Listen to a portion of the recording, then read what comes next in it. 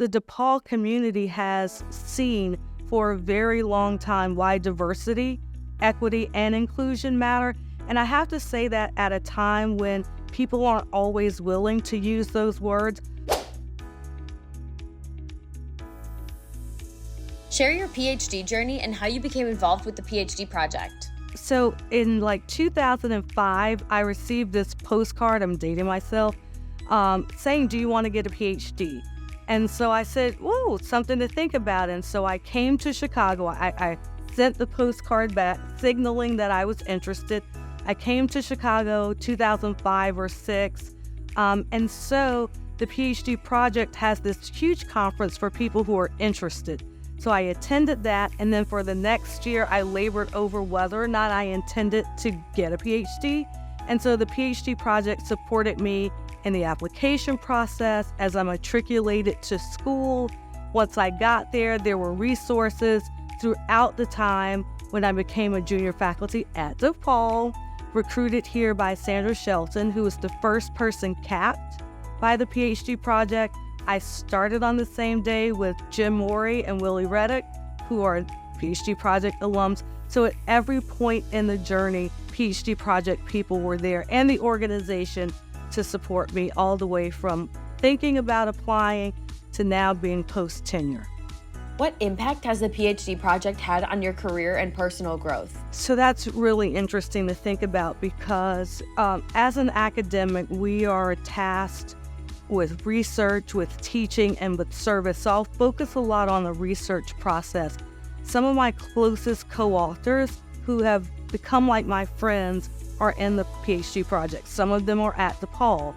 The other thing is, being an academic can be a lonely journey. And so the resources that the PhD project has to keep people together, I think it's one of the most valuable things to kind of overcome the lonely, isolationist journey, especially when you're a student. I would say at this stage, providing resources as I think about what the next step will be. So some people who are thinking about, well, when you're going up for tenure, there's a set of resources for that. When you're thinking about administration, there's a set of resources for that. So there's really, I lead a group where we're starting to think about how do we plug PhD project members into corporate board service. So there's just, there are resources for every stage of the career. Why do you feel it is important for the DePaul community to engage with the PhD project and like-minded organizations? So let me start by thanking DePaul for hosting us. DePaul was one of the earliest supporters of the PhD project. In fact, Dr. Sandra Shelton, she passed away in 2020, but she was the first person who was capped, meaning graduating, who was a PhD project alum. She came and worked at DePaul, and in the years that she was here, she recruited a number of people here, Kelly Pope, me, Jim Morey, other people. And the reality is, for a long time, DePaul had one of the largest concentrations. We still do. But we've had some, obviously Sandra passed. And so the DePaul community has seen for a very long time why diversity, equity, and inclusion matter. And I have to say that at a time when people aren't always willing to use those words, but diversity is kind of at the bedrock of what DePaul is. This is a place that values first-generation college students, people of all backgrounds, whether that's seen or unseen underrepresentation. And so that's kind of what brought us together. And I think, this event that we're doing is representative of that. As a member of Driehaus faculty, how have you seen the PhD project benefit the broader academic community? So that's very interesting. So I'm going to send a shout out to Dean Baugh.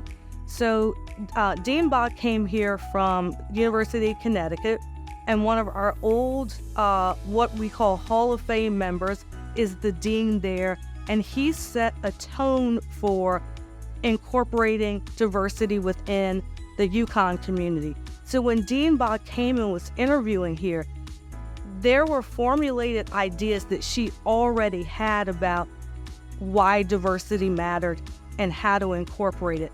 At the same time, she was incredibly aware of what the PhD project was doing. She made sure that DePaul was a sponsor of the organization. She's attended things, and she recognizes the value that it adds. The question, though, is what value does it add?